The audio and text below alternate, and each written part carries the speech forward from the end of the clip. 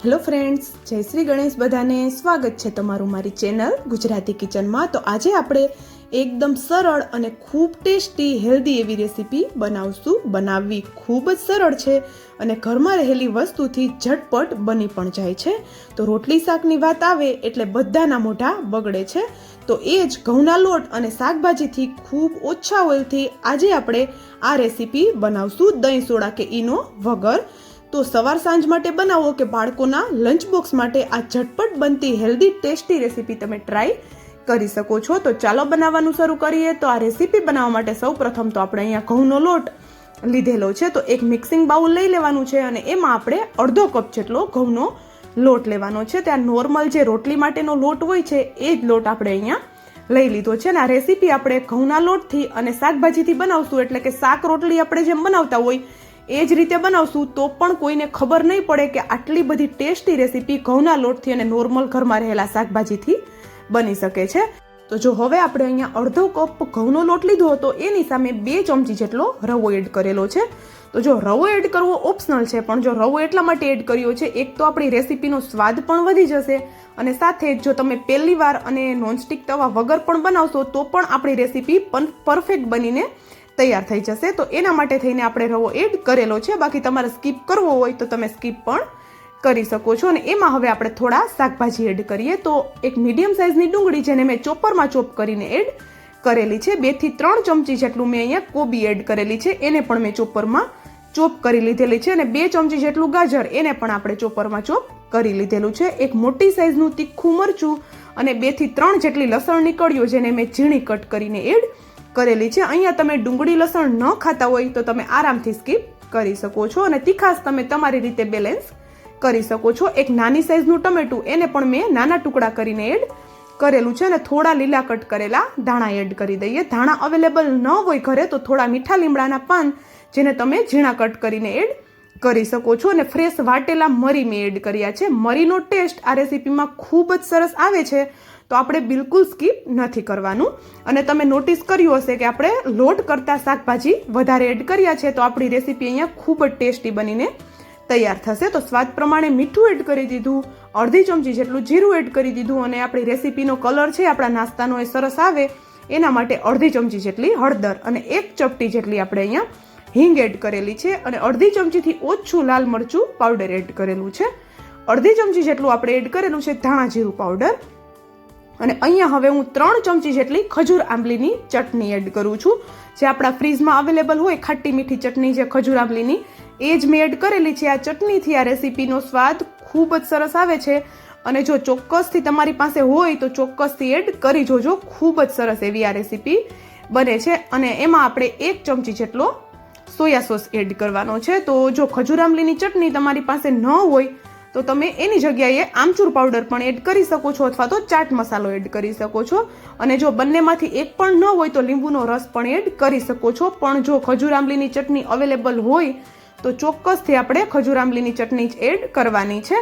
તો જો હવે આપણે બધી વસ્તુ સરસ એવી મિક્સ કરી દેવાની છે. આ રેસીપી એકદમ અલગ અને એકદમ ટેસ્ટી બને છે કે આનો સ્વાદ જ અલગ હશે, ખાવાની ખૂબ મજા આવશે. તો હવે જે કપથી આપણે ઘઉંનો લોટ લીધો હતો એ જ કપથી 1 આખો કપ ભરીને આપણે અહીંયા પાણી લીધેલું છે. તો હવે આપણે શરૂઆતમાં બધું પાણી એડ નથી કરવાનું, અડધું પાણી એડ કર્યું અને સરસ એવું આપણે આ બધું મિક્સ કરી લેવાનું છે. આગળ જરૂર લાગે તો આપણે ફરીથી પાણી એડ કરી શકીએ છીએ. તો જો અહીંયા પાણી એડ કરવામાં ઉતાવળ નથી કરવાની, કારણ કે શાકભાજી પણ ખૂબ સારા પ્રમાણમાં લીધા છે આપણે, તો આપણું બેટર ઢીલું ના થઈ જાય એનું આપણે ધ્યાન રાખવાનું છે. તો જો મને અડધા કપ લોટની સામે પોણા કપ પાણીની જરૂર પડેલી છે. તો બધું સરસ એવું આપણે મિક્સ કરી દઈએ એક વખત ફરીથી. અને હું તમને બેટર હમણાં બતાવી દઉં કે આપણે અહીંયા કેટલું ઘટ બેટર રાખવાનું છે. તો પતલું બેટર આપણે અહીંયા બિલકુલ વધારે નથી કરી દેવાનું. તો જો આવું એક થીક એવું આપણે બેટર બનાવીને રેડી કરી લેવાનું છે. ને હવે આપણે આમાં કોઈ જ દહીં, સોડા, ઈનો કશું જ એડ નથી કરવાનું. ઇન્સ્ટન્ટ તમે આને આપણે રેસ્ટ પણ નથી આપવાનો. બસ બેટર બનાવી અને તરત જ આપણે આનો નાસ્તો બનાવી શકીએ છીએ. તો એના માટે મેં અહીંયા એક તવો લઈ લીધો છે અને એમાં આપણે અડધી ચમચી જેટલું ઓઇલ એડ કરેલું છે. તો તમે અહીંયા ઘીથી પણ તવાને ગ્રીસ કરી શકો છો. તમારી ચોઈસ છે કે તમારે ઘી લેવું છે કે ઓઇલ લેવું છે. તો હવે આપણે તવાને હલકો એવો ગ્રીસ કરી અને આપણે જે બેટર બનાવ્યું છે એ એડ કરી દઈએ. તો જો અહીંયા હું પહેલાં તમને થોડું ઘટ બેટર રાખી અને બતાવું છું. આની પછી હું તમને હલકું એવું પાતળું બેટર કરી અને બતાવી દઈશ નાસ્તો કે તમારે અહીંયા કઈ રીતનો નાસ્તો બનાવીને રેડી કરવો છે. તો જો અહીંયા આપણે ઘાટું બેટર રાખશું એટલે આપણો નાસ્તો છે થોડો થીક બનશે, જાડો બનશે. તો તમારી ચોઈસ છે કે તમારે કઈ રીતનો આ નાસ્તો બનાવીને રેડી કરવો છે. સ્વાદ તો બંનેનો એક જ આવે છે, પણ થોડી એની જે ટેક્સચર હોય છે એ થોડું ચેન્જ થઈ જતું હોય છે.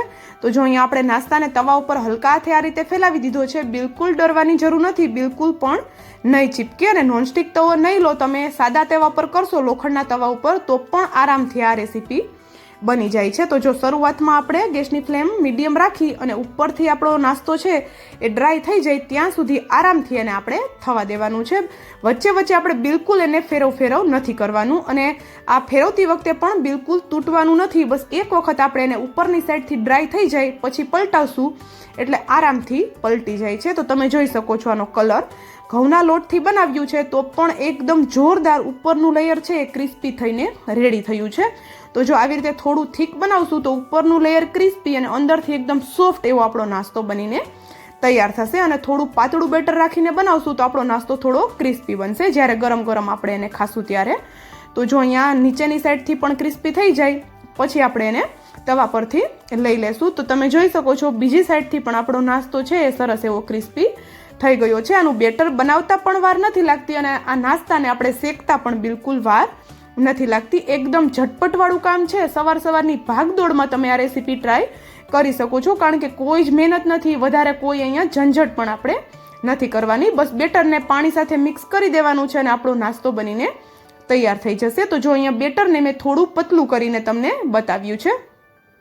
તો જો અહીંયા તમે જોઈ શકતા હશો કે વધારે પતલું પણ આપણે બેટર નથી કરેલું, એક થીક મીડિયમ થીક એવું બેટર આપણે રાખેલું છે. તો આ બેટરને આપણે ફેલાવી લઈએ અને તમે જોઈ શકતા હશો પહેલાં જે આપણે નાસ્તો બનાવ્યો તો એના કરતાં હલકો એવો પતલો હોય આપણો અહીંયા નાસ્તો બનીને તૈયાર થયો છે. અને ઉપરની સાઈડથી એ પણ ડ્રાય થઈ જાય પછી હલકું ઓઇલ લગાવી દઈએ અને આપણે એને પલટાવી લઈએ. તો જો આનું પણ ટેક્સચર તમે જોઈ શકો છો એકદમ ક્રિસ્પી. જો હું તમને નજીકથી પણ હમણાં બતાવી દઈશ તો ઉપરની લેયર એકદમ ક્રિસ્પી બને છે અને અંદરથી એકદમ સોફ્ટ એવો આપણો નાસ્તો બનીને તૈયાર થાય છે. તો ગરમ ગરમ ખાવાની જેટલી મજા આવે છે ને એટલી જ આ નાસ્તો ઠંડો થાય પછી પણ ખાવાની મજા આવે છે.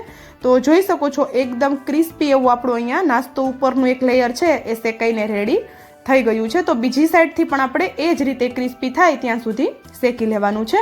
અને તમે જો અત્યાર સુધીનો વિડીયો જોયો હોય અને મારી મહેનત તમને થોડી પણ કંઈક પસંદ આવતી હોય તો પ્લીઝ વિડીયોને એક લાઇક, અને જો ચેનલ પર નવા હોય ને તો પ્લીઝ ચેનલને પણ જરૂરથી સબસ્ક્રાઈબ કરી દેજો અને સાથે જ બાજુમાં આપેલા બેલને પણ પ્રેસ કરી દેજો, જેથી કરીને આવી જ સિમ્પલ અને નવી રેસીપી તમારા સુધી પહેલાં આવે. તો અહીંયા આપણો બધો નાસ્તો બનીને રેડી થઈ ગયો છે. તો મને કોમેન્ટ કરીને પણ જરૂરથી જણાવજો કે તમને મારો આ સિમ્પલવાળા નાસ્તાની રેસીપી કેવી લાગી. તો તમે જોઈ શકો છો એકદમ સોફ્ટ, એકદમ ઉપરથી ક્રિસ્પી એવો આપણો અહીંયા નાસ્તો બની ગયો છે. તો આ રેસીપી તમે ચોક્કસથી ટ્રાય કરી શકો છો. અને મારી મોસ્ટ ઓફ બધી રેસીપી એવી જ હોય છે કે જે બધા આરામથી બનાવી શકે, અને જે નાસ્તામાં કે જે આપણી રેસીપીમાં વસ્તુ યુઝ થાય છે એ બધી વસ્તુ બધાની ઘરે અવેલેબલ હોય એવી જ વસ્તુનો ઉપયોગ કરીને હું મારી બધી રેસીપી બનાવું છું. તો તમે મારી બીજી રેસીપી પણ ચોક્કસથી ટ્રાય કરી શકો છો.